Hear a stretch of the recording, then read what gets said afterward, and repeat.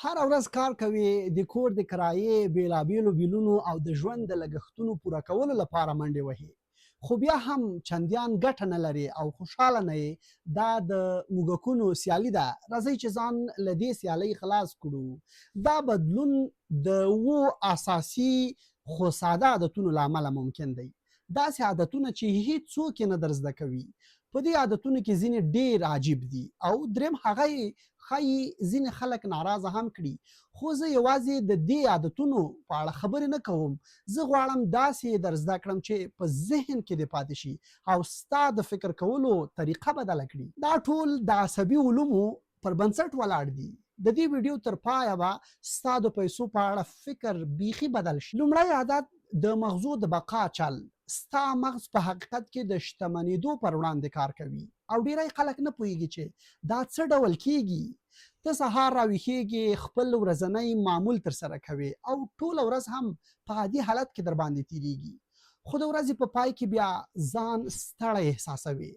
همداسې ټوله میاشت در واخله، په اخر کې خپل بانکي حساب ګوري او ویني چې هیڅ بدلون پکې نه دی راغلی. ستونزه دا ده چې ستا د مغز د یو عادي کار او د $10,000 د معاملې ترمنځ توپیر نشي کولی.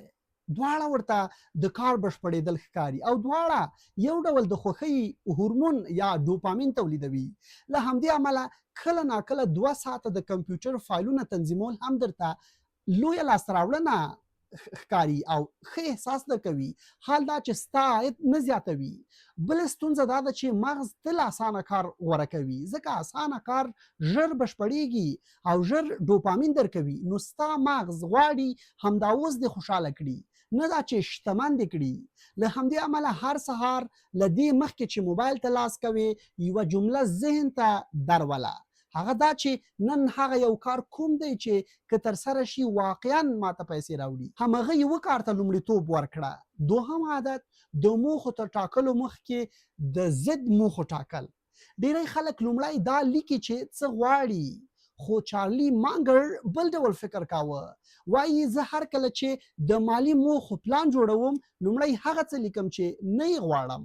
مثلا نه غواړم په کال کې تر $10,000 کم عاید ولرم، نه غواړم د بل چا مالی محتاج اوسم، نه غواړم یوازې د شتمن ښکاره کېدو لپاره یو څه واخلم، نه غواړم یوازې د شتمن کېدو لپاره پور واخلم، نه غواړم خپل ټول ژوند یوازې په کار کولو تیر کړم. وروسته بیا هغه څه لیکم چې غواړم یې. دا طریقه معکوس فکر بلل کیږي. کله چې هغه څه ولیکې چې ته یې غواړې نو ستا رښتیني لومړیتوبونه روښانه کیږي. د بیلګې په توګه که غواړې په کال کې تر $100,000 وګټې خو نه غواړې ډېر ساعتونه کار وکړې، نو دا دواړه غوښتنې ښایي له یو بل سره په ټکر کې وي. باید پریکړه وکړې چې کومه یو لومړیتوب لري. دریم عادت ملګري لرې کول. دا هغه عادت دی چې تر ټولو ډېر خلک ورسره مخالفت کوي. ډیری وخت زموږ چاپیریال او زاړه ملګري موږ له پرمختګ څخه راګرځوي. ډیری وخت زموږ چاپیریال او زاړه ملګري موږ له پرمختګ څخه راګرځوي.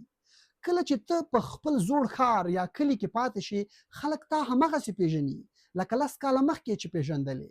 هغوی تا د همغه پخواني انسان په سترګه ګوري او بې له دې چې پوه شي بیرته د همغه زاړه حالت ته راکاږي.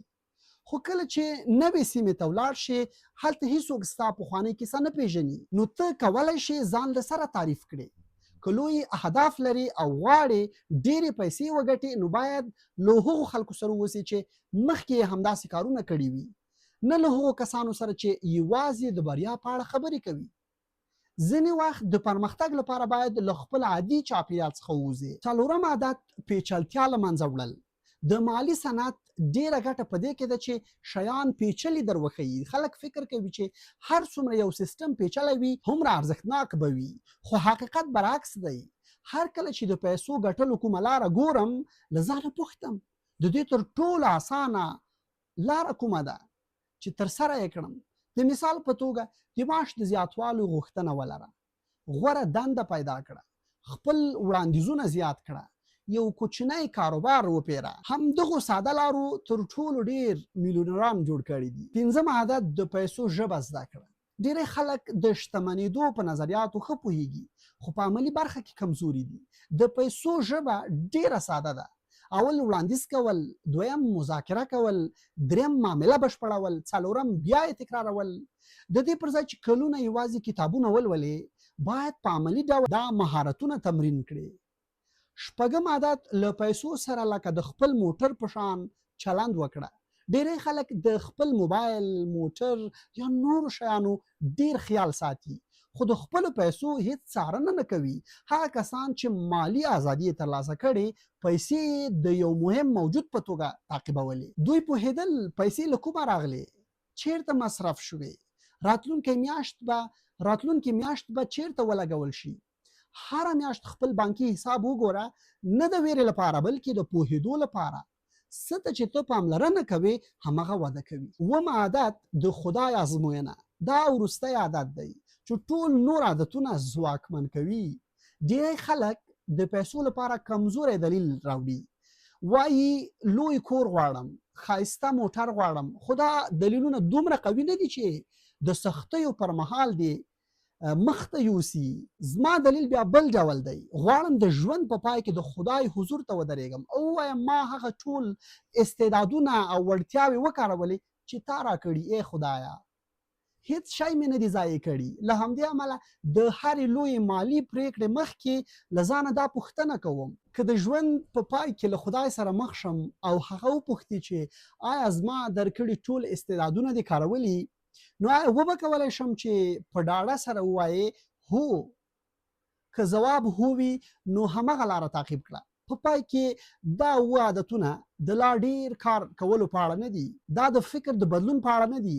هغه خلک چې له بېوزلۍ څخه مالي ازادي ته رسیږي له تا هوښیار نه دي او کوم پټ راز هم نه لري. دوی یوازې هغه کارونه کوي چې نورو ته عجیب، سخت او ناراحته کوونکي وي. او کله چې دا عادتونه ستا د ژوند برخه شي، یوه ورځ به شاته وګوري او حیران به سې چې پخوا دې ولې د پیسو او بریا په اړه دومره محدود فکر کاوه.